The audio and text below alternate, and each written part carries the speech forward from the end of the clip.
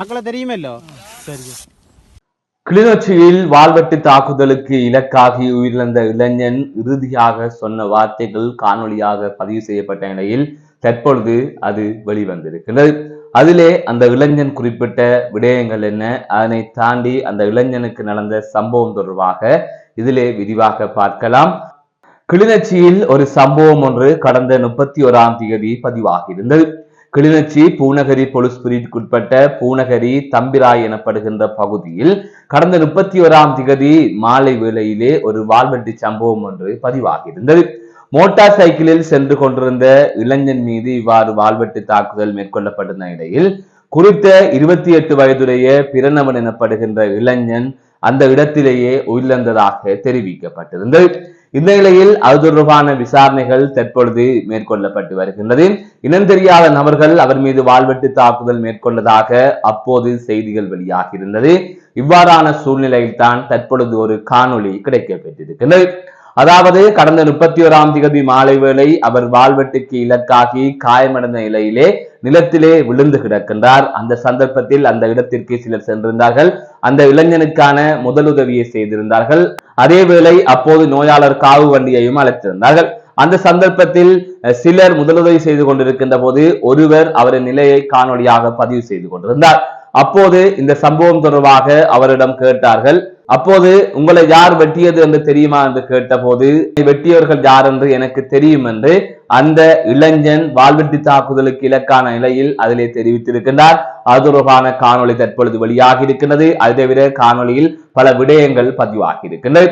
எனவே இந்த காணொலி பதிவு செய்கின்ற இந்த நேரம் வரை போலீசார் அந்த வாள்வெட்டு தாக்குதல்களை மேற்கொண்டவர்களை கைது செய்து விட்டார்களா இல்லையா என்பது தொடர்பாக எந்தவித தகவல்களும் வெளியாகவில்லை. ஆனால் இந்த வாள்வெட்டு தாக்குதல் சம்பவம் நடந்திருக்கின்றது. இதே போல பல வாள்வெட்டு தாக்குதல் சம்பவங்கள் இடம்பெறுகின்றது. ஏதாவது ஒரு விடயத்தை கதைத்தாலோ அல்லது வாள்வெட்டு தொடர்பாக இவ்வாறான சம்பவங்கள் எல்லாம் ஈடுபட வேண்டாம் என்று கூறினாலோ வாள்வெட்டு குழுக்களால் தொடர்ந்து கொலை மிரட்டல்களும் வருகின்றது. ஆகவே இது எனக்கும் வருகின்றது, ஏனையவர்களுக்கும் அது வரலாம் என்று நான் நினைக்கின்றேன். ஆகவே பாரபட்சம் இல்லாமல் கண்மூடித்தனமாக ஒரு குழுவினர் இவ்வாறு செயற்பட்டுக் கொண்டு வருகின்றார்கள். அதன் பாரதூரம் என்ன, தங்களின் வாழ்க்கையும் அத்துடன் முடிந்துவிடும், தாங்களும் சிறைக்கு செல்ல வேண்டும், அடுத்தவர்களை கொலை செய்தால் தாங்கள் சிறைக்கு செல்ல வேண்டும், அடுத்தவர்களை வெட்டினால் தாங்கள் சிறைக்கு செல்ல வேண்டும், தங்களின் வாழ்க்கையும் நாசமாக போகும் என்கின்ற எண்ணம் எல்லாம் அவர்களிடம் இல்லை. ஆகவே எதையுமே யோசிக்காமல் இது ஒரு பெருமைக்குரிய விடயம் என்று செய்கின்றார்கள். சிலர் ஏற்கனவே வாள்வெட்டு குழுக்களாலும் அல்லது ஏதாவது ஒரு சந்தர்ப்பத்தில் ஒரு நபராலோ அல்லது குழுக்களாலோ பாதிக்கப்பட்டிருந்தால் அதற்கு பழிவாங்கும் எண்ணங்களிலும் இவ்வாறு வாள்வெட்டு தாக்குதல்கள் மேற்கொள்ளப்படுகின்றது. ஆகவே எந்த காரணம் கொண்டும் வன்முறை என்பதை எப்போதுமே கையில் எடுக்காதீர்கள்.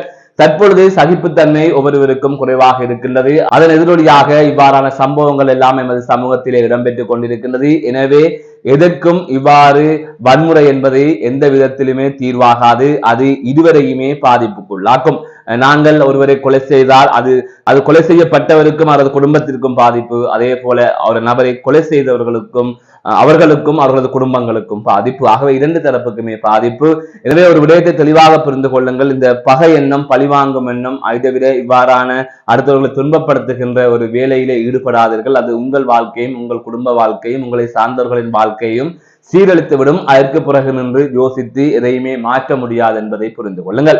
அதனால்தான் தயவு செய்து கூறுகின்றோம், இங்கு இறப்பவர்களாக இருக்கலாம் அல்லது வன்முறையான செயல்களில் ஈடுபடுவர்களாக இருக்கலாம், அனைவருமே தமிழர்கள். நாங்கள் பாரிய இழப்புகளுக்கு பின்னால் தற்பொழுது வந்து இங்கு நிற்கின்றோம். முள்ளிவாய்க்கால் வரை சென்று வந்து நிற்கின்றோம். அதை விட பல பல இன்னல்களுக்கு முகம் கொடுத்து கொண்டிருக்கின்றோம். இன ரீதியாக மொழி ரீதியாக ஒடுக்கப்பட்டு கொண்டிருக்கின்றோம். இதற்கெல்லாம் இன்னுமே ஒரு முடிவில்லை.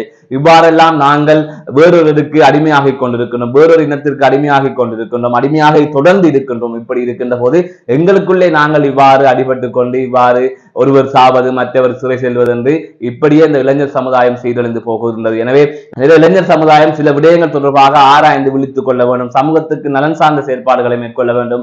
எனவே அதுதான் உண்மையான ஒரு கெத்து என்று சொல்லலாம், அல்லது அதுதான் மரியாதைக்குரிய விடயம் என்று சொல்லலாம். இளைஞர்கள் சொன்னால் இளைஞர்கள் இந்த சமூகத்திற்கு அந்த ஊருக்கு ஒரு பெருமை தரக்கூடிய வகையிலே அவர்களுக்கான செயற்பாட்டை முன்னகர்த்தி செல்லலாம். இளைஞர் சக்தி என்பது பெரிய சக்தி. அந்த பெரிய சக்தியை சரியாக பயன்படுத்த வேண்டும். அரசியல்வாதிகளும் அதனை சரியாக பயன்படுத்த தவறுகின்றார்கள். இளைஞர்களை அரசியலுக்குள்ளே எடுக்க தயங்குகின்றார்கள். அவ்வாறு அவர்கள் இளைஞர்களை அரசியலுக்கு எடுத்து நல்ல பாதையில் அவர்களை வழிநடத்தி சென்றால் இவ்வாறு ஒரு பாரிய சக்தி ஒன்று இந்த தமிழ் மக்களுக்காக போராடுவதற்கும் தமிழ் மக்களுக்காக சிறை செல்வதற்குமே தமிழ் மக்களுக்காக உயிரை விடுவதற்கு கூட தயாராக இருக்கின்றார்கள்.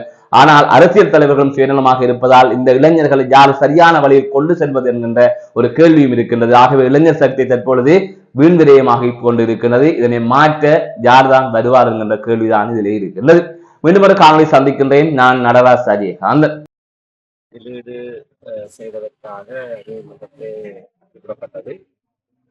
தலைவராக இருந்தது மாவட்ட நாகராஜா மறைவுக்கு பின்னர்